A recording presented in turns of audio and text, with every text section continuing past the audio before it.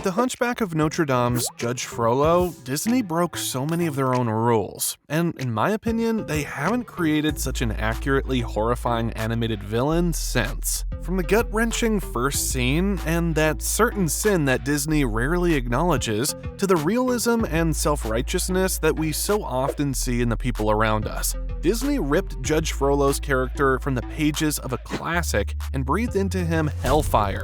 There aren't many animated villains with whom Frollo can be compared. He is utterly unique in the Disney realm for his grim combination of realism, rigid righteousness, and disturbing inner conflict. Let's break down how they crafted a character whose belief in his own holiness is the very thing that leads to his downfall, and how you can write a villain just as convincingly righteous as Judge Frollo.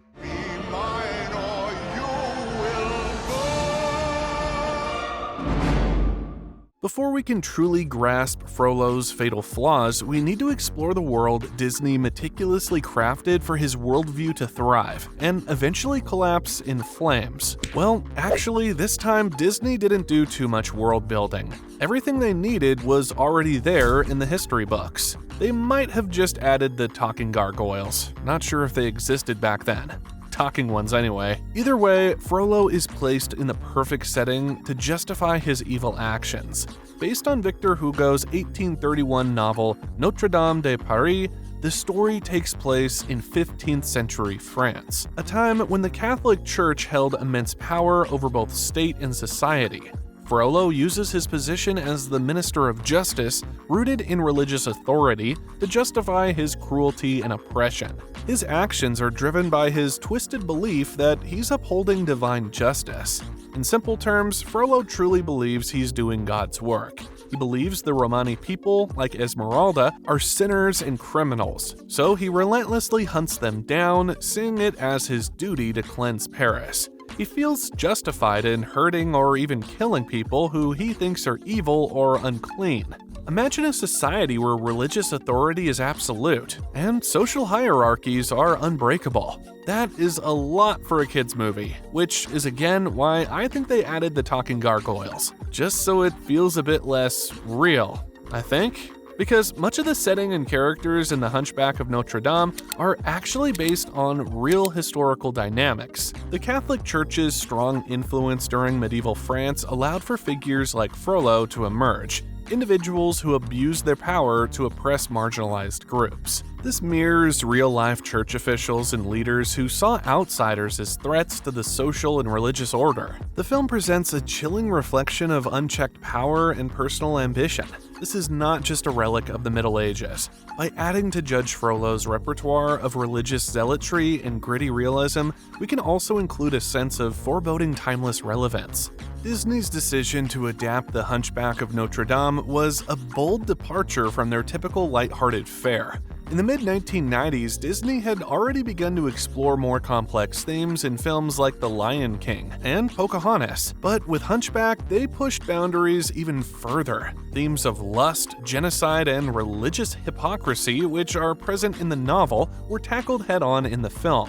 Although somewhat softened from Hugo's original, Disney still preserved the darker tones to convey a story about moral corruption and the human capacity for evil. This adaptation allowed Disney to experiment with telling stories that were not just for children but could also resonate with adults. I remember watching this as a child when it came out, and honestly, I think the big ideas went over my head. But there was enough adventure and more subtle themes of bullying and standing up for the little guy to keep me hooked. The protagonists and supporting characters weren't just perfectly written to engage with a younger audience, they were also crafted to show us the parts missing in Judge Frollo. No villain stands alone. To truly show the depths of a villain's evil, they must be contrasted with characters who embody the virtues they lack. In The Hunchback of Notre Dame, Frollo's cruelty is thrown into stark relief by the kindness, innocence, and bravery of those around him, especially Quasimodo and Esmeralda. Let's start with Esmeralda. She represents the courageous fight for justice and equality in France. She boldly stands up to Frollo, defending the innocent and confronting his oppressive rule. Her strength and compassion expose the hypocrisy of Frollo's so-called righteousness. Esmeralda's kindness towards Quasimodo and her defiance of Frollo's persecution of her own people puts Frollo's self-holiness under the spotlight of scrutiny, something which he can't let happen. He can't let them see the monster inside him. He can't let himself see the monster hiding inside him, for that matter. Quasimodo, despite his monstrous outward appearance, is the embodiment of purity and goodness. Though he is isolated, abused, and treated as an outcast by society, his heart remains compassionate and hopeful. He yearns for connection, acceptance, and love, qualities that make him the emotional core of the film. So the contrast between Quasi and Frollo is very apparent and striking. They are true opposites. Quasimodo is what Judge Frollo believes himself to be. One is a monster on the outside, while the other is a monster on the inside. But there's nothing supernatural about this monster that is Judge Claude Frollo. Before we get into the 4 characteristics that define most righteous villains like Frollo, let's first explore what makes him especially horrifying, the realism weaved into the fabric of his character. Frollo is a far cry from your average Disney villain. Instead of having a comical sidekick to offer comic relief, like Iago from Aladdin, Frollo is completely alone and driven by his own dark motivations. Instead of supernatural powers, he uses his authority and fear as tools of manipulation and oppression. For example, he burns down homes and arrests innocent people during his ruthless search for Esmeralda and the Romani people. And instead of motivations like power-hungry ambition, such as Scar in The Lion King, or greed like Governor Ratcliffe in Pocahontas, Frollo's actions stem from religious hypocrisy, prejudice, and an inner battle against repressed lust. Wowzer. Thanks Disney for the talking gargoyles once again. The writers want us to know that this man is more than just a character on paper or words on a manuscript. He's a realistic nightmare who walks among us, a vile man of his time, but also of ours. And they don't hold back when they show us this. Murder and lust are things Disney normally tries to keep as low-key as possible. Take Gaston from Beauty and the Beast, for instance. A lot of the carnal need is expressed by comical actions and self-indulgent arrogance, whereas with Frollo, it is raw, explicit, and disturbing. Almost like it's not meant for children at all, but still manages to toe the line. Barely. This becomes especially clear in the scene where Frollo creepily smells Esmeralda's hair when she's unaware. What are you doing?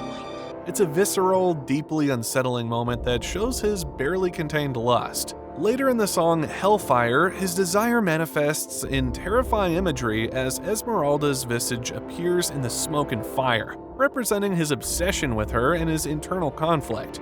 We'll go deeper into this scene in a bit. The same goes for when Scar kills Mufasa in The Lion King. Yes, it's an emotionally unforgettable scene, but it happens a while into the movie. With the Hunchback of Notre Dame, Frollo literally kills Quasimodo's mother in the first scene, leaving her corpse lying limply on stone stairs, and then tries to kill her infant as well. This stark contrast shows that Frollo's villainy is not exaggerated or fantastical, it's terrifyingly real. Now let's take a look at how to take this gritty, grim realism and manifest an unforgettable righteous villain. There are 4 parts that comprise almost every righteous villain out there, from Scar in The Lion King to Captain Ahab in Moby Dick, but I think these traits are best exemplified in Judge Frollo. Frollo's actions are driven by his intense religious convictions, which he uses to justify his cruelty. Because he is a part of the church, he believes he is automatically holy and can do no wrong. Therefore, he also believes the Romani people, or the gypsies as he calls them, to be enemies of the church, because in his mind, they are undesirables, known for their theft, witchcraft, and just being different from what he deems servants of his Lord to look like. In the opening scene, after killing Quasimodo's mother, he's about to drown the baby, believing it to be an abomination. But the archdeacon stops him, reminds him that this would be a sin, and the only thing Frollo is afraid of is sin and eternal damnation. So you might be thinking, didn't he just murder someone? Isn't that gonna send him to hell? Not in his mind, no. In his twisted head, he's doing a service to the church by eradicating heathens. And this is a recurring theme you'll see with Frollo, this religious rationalization. He does the same thing when he's about to kill baby Quasimodo when he says, "Stop!" cried the archdeacon. This is is an unholy demon. I'm sending it back to hell where it belongs. Everything he does is justified by his belief system, and even if it can't be, he finds a way to rationalize it so that he is holy and everyone else is beneath him. Take, for instance, his feelings towards Esmeralda. Frollo is one of the most hypocritical villains in Disney. On the surface, he believes he's a devout, righteous man serving God's will. However, his actions reveal deep inner conflict and moral corruption. One of the most striking examples of this is the hellfire scene. At first, Frollo confesses his lust for Esmeralda while standing before a fireplace, praying to the Virgin Mary and asking for deliverance from his desires. But instead of acknowledging his own sinful nature, Frollo conjures up a different rationalization, which also shows the constant clash inside himself between righteousness and his personal desires. Because in the end, he is just a man, something he can and will never come to terms with, even when he dies his fiery death. Rather than accepting responsibility for his lust, he blames Esmeralda, claiming she has bewitched him with her beauty. This hypocrisy, the inability to recognize his own flaws, fuels his downward spiral and illustrates one of the central messages of the film. We must confront our own inner flaws rather than project them onto others or pretend they don't exist. It's not my fault, mea culpa. I'm not to blame, mea culpa. It is the gypsy girl, the witch who sent this flame. Mea maxima culpa. It's not my fault. Mea culpa, if in God's plan, mea culpa, he made the devil so much stronger than a man. Mea maxima culpa. Another example of Frollo's hypocrisy is how he treats Quasimodo. While he technically saved Quasimodo from death after nearly killing him as an infant, Frollo keeps him isolated in the bell tower, claiming it's for his protection. In reality, Frollo is controlling Quasimodo to maintain power over him and suppress his own guilt. Subconsciously, he's hiding from the fact that he caused the death of Quasimodo's mother, using the boy's isolation as a way to avoid confronting his own moral failings. All sinners think they're saints. All saints know they're sinners, is a quote from Peter Kreeft that sums up Frollo's self-righteous view of himself perfectly. Actually, being morally superior to other people is a hard job, and those who might be on a path of moral superiority understand that they're not there yet. It's an ongoing journey of self-reflection and constantly improving your actions and the way you see the world. But Frollo found a shortcut to moral superiority, or so he believes. Number 1, he's a high-ranking official of the church, and number 2, if everyone else is worse than he is, logically, he must be the holiest. So, in his mind, he pushes everyone else down, both physically and morally, to maintain his perceived superiority. A key moment that illustrates his sense of superiority is during the Festival of Fools. As Quasimodo, who Frollo has manipulated and isolated his entire life, is crowned King of Fools, Frollo sits above the festival, watching the event unfold with disdain. When Esmeralda publicly defies him to protect Quasimodo from the cruelty of the crowd, Frollo dismisses her entirely, calling her a heathen and a sorceress. His belief that her defiance is an attack on divine law, not just on his authority, shows how far removed he is from the idea of true moral reflection. He sees no fault in his own actions, but condemns those who challenge him, believing his position and title alone make him righteous. This scene exemplifies how Frollo's supposed moral superiority is not based on true righteousness, but on the false notion that lowering others, through cruelty and judgment, elevates him in the eyes of God. Frollo is not an irredeemable villain. Let's get that straight, even though from the outside he might look like one. In fact, he's faced with many opportunities to redeem himself along the way, but never does, because of his traits that we just discussed: his intense religious convictions, his sense of moral superiority, and hypocrisy. The first opportunity he gets to be a truly righteous man, and not just a cruel enforcer of his beliefs, is when he takes in Quasimodo as a baby. Instead of raising with love and compassion, he sees the boy as a burden and manipulates and controls him. When Quasimodo expresses his wish to attend the Festival of Fools and see the world beyond the cathedral, Frollo could have shown kindness by allowing him to experience freedom. Instead, Frollo forbids it, reinforcing his manipulation by insisting the world would ridicule and harm Quasimodo. Rather than offering compassion, he tightens his grip, maintaining control over the young man's life. When Esmeralda seeks sanctuary in Notre Dame to escape arrest, it gives Frollo a clear opportunity to show mercy and respect the sacred space of the church. But of course, this doesn't happen. Initially, he seems to comply, but behind closed doors, he locks her in and plots to capture her once she leaves. His offer to spare her life if she submits to him is driven by lust and power, not redemption or forgiveness. When Frollo wrestles with his sinful lust for Esmeralda, it's a perfect moment for him to confront his own desires and seek redemption. But instead of owning his guilt, he prays for her destruction or submission, cementing his moral corruption and deeper descent into darkness. When Frollo realizes how much Quasimodo cares for Esmeralda, he has a chance to respect Quasimodo's feelings and release his vendetta. Instead, Frollo uses Quasimodo's loyalty as a tool, manipulating him to help capture Esmeralda. And lastly, in the film's climactic scene atop Notre Dame, Frollo faces Quasimodo and Esmeralda, his final chance to let go of his hatred and spare their lives. Rather than show mercy, Frollo attempts to kill them both. Thus, his madness and obsession lead to his downfall, as he loses his balance and falls to his death, undone by his own evil. Just perfect, and I'll tell you why. A perfect villain needs the perfect death. Which brings us to something that every villain needs, an apt ending. Not all villains need to die at the end of the movie. There are other options such as prison, redemption, or escape. However, in Frollo's case, each of these alternatives would have undermined his character's narrative arc.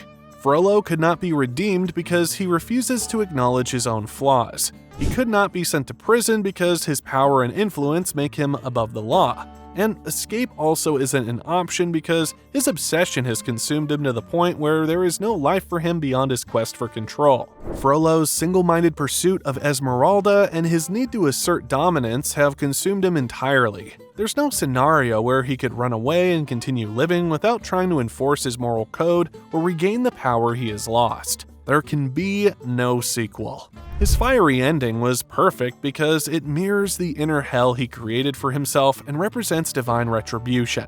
Frollo falls into the fiery depths of Notre Dame, symbolizing his descent into damnation. His lust, hypocrisy, and self-righteous cruelty have ultimately led him to destruction. And the flames represent the judgment he tried to escape all along. Now, let's recap and take everything we've learned about Judge Frollo and see how we can use this knowledge to recreate our own villains in his image, in 10 easy-to-apply points. How to write a villain that's both righteous and realistic, and how not to. 1. Give them strong convictions. A righteous villain must have intense beliefs that justify their actions as morally right, no matter how evil they are. Frollo demonstrates this perfectly. His religious zealotry and belief that he is cleansing Paris of sin give him the conviction to commit atrocities while believing he is doing God's work. Master, please, help me! This conviction drives his cruelty and persecution of the Romani people, as well as his obsessive pursuit of Esmeralda. Frollo sees himself as an agent of divine justice, which makes his villainy all the more chilling. By contrast, Janine Matthews from Divergent is a righteous villain who lacks strong convictions. Her belief in creating a perfect society through elimination of flaws is never fully justified or explained in a way that feels deeply personal or compelling. Her convictions feel shallow, and her actions come across as more about control than genuine belief, which weakens her as a villain. 2. Show their hypocrisy. A well-written, righteous villain should be blind to their own flaws while condemning others. Frollo embodies this hypocrisy throughout the film. He claims to be a devout man of God, yet he lusts after Esmeralda and blames her for his impure thoughts. His inability to recognize his own sin while ruthlessly punishing others for theirs adds depth to his character and makes his fall from grace inevitable. On the other hand, Ozymandias from Watchmen avoids hypocrisy to a fault. While his plan is morally questionable, he is fully aware of the moral line he crosses. His willingness to acknowledge his actions as necessary evil, rather than hiding behind a hypocritical moral high ground, makes him less hypocritical but also removes some of the internal conflict that could make him more complex.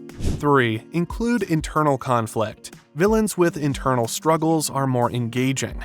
Frollo's inner battle between his repressed lust for Esmeralda and his self-righteous image of purity creates tension and makes his villainy even more disturbing. His torment is most vividly depicted in the Hellfire song, where he begs for salvation but blames Esmeralda for his sinful thoughts. A righteous villain who lacks significant internal conflict is General Zod from Man of Steel. Though driven by a strong belief in the survival of his race, Zod lacks a personal struggle between his duty and his morality. His lack of conflict makes him less layered and more of a straightforward antagonist. 4. Make them relatable. A relatable villain mirrors real-world issues, making their motivations more believable. Frollo's use of religious and political power to justify persecution and control mirrors historical and modern abuses of authority, making his character disturbingly relevant. His prejudices, lust, and moral superiority are traits we often see in corrupt leaders, which gives him a sense of realism. In contrast, Apocalypse from X-Men Apocalypse is a villain whose motivations are harder to relate to. His desire to wipe out humanity and start over lacks the personal or social context that makes other villains' goals resonate with real-world issues. 5. Give them power. Righteous villains often hold significant authority, which they misuse for personal or ideological gain. Frollo is the Minister of Justice in Paris, and he abuses this position to enforce his draconian beliefs, oppress the Romani people, and control Quasimodo. His power is not just symbolic, it allows him to act without consequence, making him a more dangerous antagonist. By contrast, Dolores Umbridge from Harry Potter and the Order of the Phoenix is another example of a righteous villain with power, but she uses her authority in a more petulant and authoritarian way, without the complexity of deeper religious or moral justification. She's more driven by a desire for control than a complex ideological belief, making her less layered than Frollo. 6. Show their downfall. A well-crafted righteous villain should face a downfall as a result of their refusal to acknowledge their flaws. Frollo's downfall comes when his obsession with Esmeralda consumes him. His failure to see the evil within himself ultimately leads to his death, making his arc feel both satisfying and tragic. Javert from Les Miserables offers another example of a righteous villain whose downfall stems from his inability to reconcile his rigid sense of justice with the mercy and compassion shown by others. Unlike Frollo, however, Javert's demise feels less driven by external actions and more by his internal moral struggle.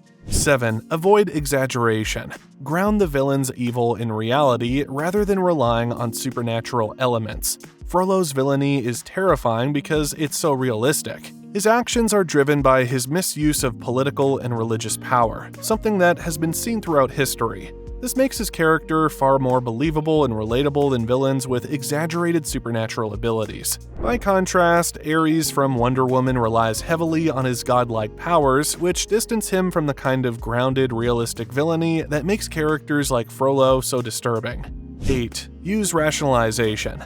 A righteous villain should constantly justify their actions as being for the greater good. Frollo believes that every cruel act he commits, whether it's burning down homes, condemning the Romani, or persecuting Esmeralda, is justified because he's protecting society from sin. This rationalization not only makes him more dangerous, but also highlights the twisted logic that drives his actions. In contrast, the Red Queen from Alice in Wonderland doesn't have a clear justification for her actions beyond madness. Her lack of rationalization makes her feel less believable as a righteous villain, and her actions come across as random rather than driven by a sense of justice.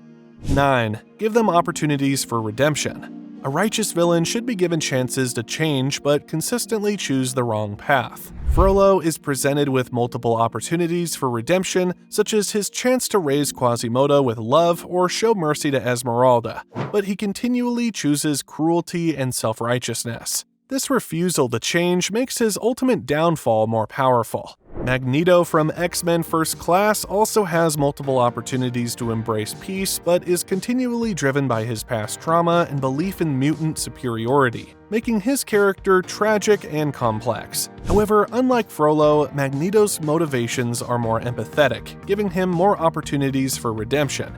10. Contrast them with virtuous characters. A righteous villain must be contrasted with virtuous protagonists who reveal their moral failings. Frollo is contrasted with both Quasimodo, whose physical deformity belies his inner goodness, and Esmeralda, who is compassionate and brave. Their purity and moral clarity make Frollo's evil even more apparent, highlighting the depth of his delusion and hypocrisy.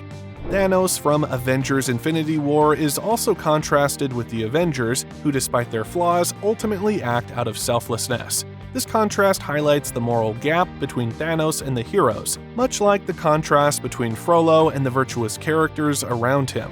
By incorporating these aspects, you can craft a righteous villain who feels both realistic and morally complex. Frollo stands out as one of Disney's darkest and most complex villains. His intense religious convictions combined with his inner conflicts, hypocrisy, and moral superiority make him a terrifyingly realistic antagonist. He constantly justifies his actions, whether it's his lust for Esmeralda or his cruelty towards Quasimodo, under the belief that he's serving a higher purpose. Yet, at every opportunity for redemption, he chooses the path of destruction, ultimately leading to his downfall. His villainy is a reminder that those who view themselves as righteous can often be the most dangerous.